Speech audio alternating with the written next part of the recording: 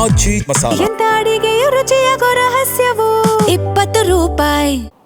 ಇನ್ನು ಇದು ಒಂದು ಭಾಗ. ಅಲ್ಲಿ ಕರ್ನಾಟಕದಲ್ಲಿದ್ದರೆ ಅಲ್ಲಿ ಯಾವುದೋ ಬಿಡದಿನಲ್ಲಿ ಎಂಥದ್ದು ಇಂಟಿಗ್ರೇಟೆಡ್ ಟೌನ್ಶಿಪ್ಪು ಇಂಟರ್ನ್ಯಾಷನಲ್ ಸ್ಟ್ಯಾಂಡರ್ಡ್. ಅದು ದಿನ paper advertisement, T V advertisement, ಅದೇನು ಆ ಟಿ ವಿಲಿ ಯಾವಾಗ ಒಂದೊಂದು ಅರ್ಧ ಗಂಟೆಗೂ ಹೆಸರು ನೋಡಿನ ಜನತೆಗೆ. ಅದೆಂಥದ್ದು ಉತ್ತಮವಾದಂಥ ರಸ್ತೆ, ಕ್ರೀಡಾಂಗಣ, ಉದ್ಯಾನವನ, ಈ ಉದ್ಯೋಗ ಯುವಕರಿಗೆ ಯಾವಾಗ ಕೊಡ್ತೀರಪ್ಪ ಇವೆಲ್ಲ? ಇದಕ್ಕೆ ನಿಮಗೆ ಟೈಮ್ ಇದೆ. ಈ ಅಡ್ವರ್ಟೈಸ್ಮೆಂಟ್ ಕೊಟ್ಕೊಂಡು ದಿನ ಕೂತ್ಕೊಳ್ಳೋದಕ್ಕೆ ಟಿ ವಿ ಮುಂದೆ ಅದೆಷ್ಟು ಕೋಟಿ ಖರ್ಚು ಮಾಡ್ತಿರೋ. ಈಗ ಅದೆಂಥದ್ದೋ, ಈಗ 1000 ಕೋಟಿ ಯಾರ ಅಪ್ಪನ ಮನೆದ್ರಿ ದುಡ್ಡು? 1000 ಕೋಟಿ 6000 ಗ್ರಾಮೀಣ ಪ್ರದೇಶದಲ್ಲಿ ಅದು ಭಾರತ್ ಜೋಡೋ ಸಂಘವಂತೆ, 4000 ಅರ್ಬನ್ ಏರಿಯಾದಲ್ಲಿ ಭಾರತ್ ಜೋಡೋ ಸಂಘ. 10,000 ಸಂಘಕ್ಕೆ, ಒಂದೊಂದು ಸಂಘಕ್ಕೆ 10 ಲಕ್ಷ ರೂಪಾಯಿ. ಏನಾದರೂ ಅರ್ಥ ಇದೆಯಾ?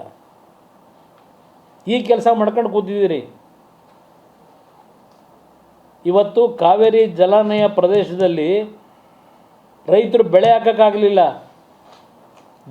ಬೆಳೆ ಉಳಿಸ್ಲಿಲ್ಲ, ಕಬ್ಬೆಲ್ಲ ನಾಶ ಆಗೋಯ್ತು. ಇವತ್ತು ಪಾರದರ್ಶಕವಾದಂಥ ರೀತಿಯಲ್ಲಿ ತೀರ್ಮಾನ ತಗೋತೀರಾ? ಇಷ್ಟು ಬಾರಿ ಡೆಲ್ಲಿಗೆ ಬಂದು ಮಾಡಿದ್ದೇನಪ್ಪ? ಇಲ್ಲಿ ಬರೋದು ವೇಣುಗೋಪಾಲ್ ಮನೆ ಕಾಂಪೌಂಡು, ಅಲ್ಲಿಂದ ಸುರ್ಜೇವಾಲ ಮನೆ ಕಾಂಪೌಂಡ್ ಕಾಯಕ ಬರ್ತೀರಾ ಇಲ್ಲಿ? ಈಗ ಪರಿಸ್ಥಿತಿ ಎಲ್ಲಿಗೆ ತಂದು ನಿಲ್ಲಿಸ್ತೀರಿ? ಯಾಕೆಂದರೆ ಎಲ್ಲ ಸರ್ಕಾರಗಳಿದ್ದಾಗಲೂ ಇದು ಬಂದಿದೆ ಸಮಸ್ಯೆ. ನೀರು ಬಿಡಲ್ಲ ಅಂತಲೂ ನೀವೇನು ಹೇಳೋಕ್ಕಾಗೋದಿಲ್ಲ, ಗೊತ್ತಿದೆ ನಮಗೆ. ಬಟ್ ನೀವು ನಡ್ಕೋತಾರೆ ರೀತಿಗಳೇನಿದೆ. 3 ವರ್ಷದಲ್ಲಿ ನೀವು ನೀರಾವರಿ ಮಂತ್ರಿಯಾಗಿ 2018ರ ತೀರ್ಪು ಏನು ಕೊಟ್ಟಿದ್ದಾರೆ,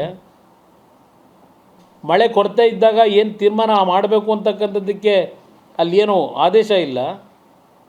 ಇದನ್ನೇ ದುರುಪಯೋಗ ಪಡಿಸ್ಕೊಂಡು ತಮಿಳುನಾಡಿನವರು ಒತ್ತಡಗಳನ್ನು ಹಾಕಿ ನೀರನ್ನು ಪಡೀತಕ್ಕಂಥದ್ದೇನಿದೆ, ಈ ಇಶ್ಯೂನ ಕಳೆದ 5 ವರ್ಷದಲ್ಲಿ 18 ಅಂದರೆ ಈಗಾಗಲೇ ಹೆಚ್ಚು ಕಡಿಮೆ 8 ವರ್ಷ ಆಯಿತು.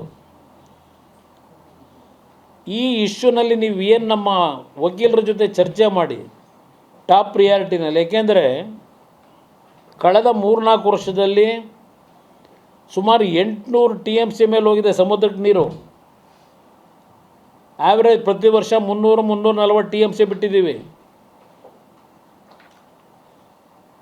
ಇದು ಹಲವಾರು ವರ್ಷಗಳು, 10 ವರ್ಷದಲ್ಲಿ 6 ವರ್ಷ 7 ವರ್ಷ ನೀರಿನ ಸಮಸ್ಯೆ ಇರಲ್ಲ, ಇನ್ನೊಂದು 3-4 ವರ್ಷ ಸಮಸ್ಯೆ ಬರುತ್ತೆ.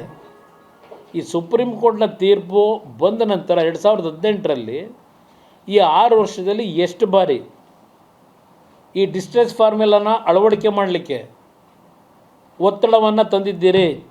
ಎಷ್ಟು ಚರ್ಚೆ ಆಗಿದೆ? ಬರೀ ಮೇಕೆದಾಟು ಅಂತ ಕೂತ್ಕೊಂಡ್ರು. ನಿಮಗೆ ಮೇಕೆದಾಟು ಪರ್ಮಿಷನ್ ಸಿಕ್ಕಿದ್ರು ಎಷ್ಟು ವರ್ಷ ಬೇಕು ಅಲ್ಲಿ ಕಟ್ಟಲಿಕ್ಕೆ? ಇನ್ನೂ ಭಾಳ ಮುಂದಿದ್ದು ಹೋಗಬೇಕಾಗಿದೆ. ಅದು ಇನ್ನೂ ಎನ್ವಿರಾನ್ಮೆಂಟಲ್ ಕ್ಲಿಯರೆನ್ಸ್ ಆಗಬೇಕು. ಅಲ್ಲಿರ್ತಕ್ಕಂಥ ಪ್ರಾಣಿಯಲ್ಲಿ ಕಳಿಸ್ತೀರಿ. ಈಗಲೇ ಚನ್ನಪಟ್ಟಣ, ಕನಕಪುರ ಎಲ್ಲ ಕಡೆ ಬರ್ತಾಯಿವೆ ಪ್ರಾಣಿಗಳು. ಬೆಂಗಳೂರು ಸಿಟಿ ಕರ್ಕೊಂಬಂದುಬಿಡ್ತೀರಾ?